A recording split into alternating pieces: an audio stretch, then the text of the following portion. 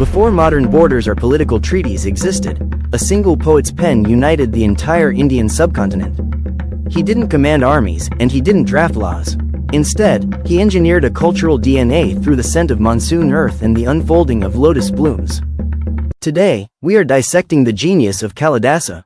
Discover how his lyrical precision, especially in his masterpiece, the Meghaduta, created a sophisticated, pan-Indian identity that still endures today. Often called the Shakespeare of the East, Kalidasa is the undisputed master of classical Sanskrit. Yet, the man himself is wrapped in mystery. We don't know exactly when he was born or where he died, though most historians place him in the 4th or 5th century CE during the golden age of the Gupta Empire. But his origins matter less than his impact. Kalidasa wasn't just a poet, he was the architect of the classical Indian consciousness. In a vast subcontinent divided by different kings, dialects, and terrains, how do you create a unified identity? You do it through a shared imagination. Kalidasa took the raw, untamed beauty of India and turned it into a standardized cultural grammar, a language of aesthetics that bridged the human and the divine. And nowhere is this clearer than in his greatest lyrical poem. Now, enter Meghaduta, the cloud messenger. At first, the story feels simple, but behind it lies something deeply powerful. A yaksha, a divine spirit of nature, banished from his celestial home. For a single mistake, he is exiled to the lonely hills of central India, far, far away from the one he loves the most. His wife, waiting in the mythical city of Alaka, hidden in the distant Himalayas. Days turn into months, and longing slowly becomes unbearable. Then one day, as the monsoon arrives, a dark, drifting cloud appears in the sky, and in that moment of quiet desperation, he does something extraordinary. He speaks to the cloud.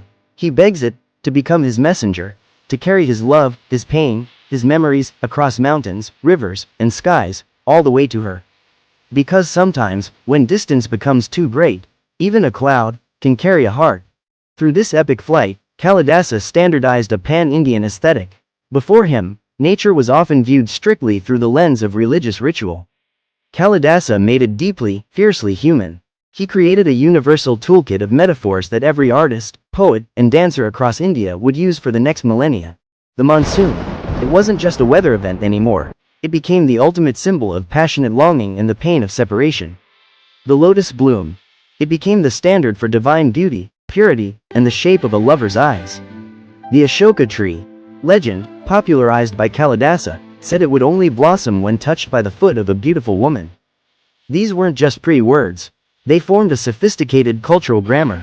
Whether you were in the deep south or the mountainous north, if you read Sanskrit, you shared this exact same emotional landscape. Kalidasa taught an entire civilization how to feel and how to express beauty.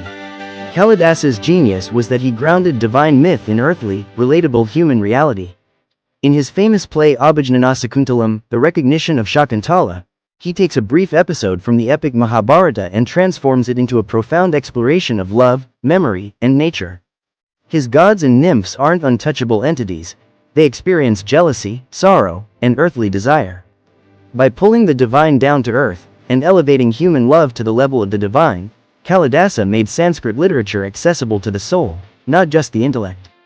Even now, in 2026, when classical Indian dancers perform, they are dancing to the rhythms of Kalidasa's metaphors.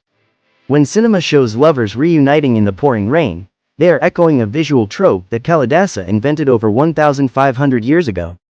Kalidasa proves that a nation isn't just built by the borders drawn by its kings.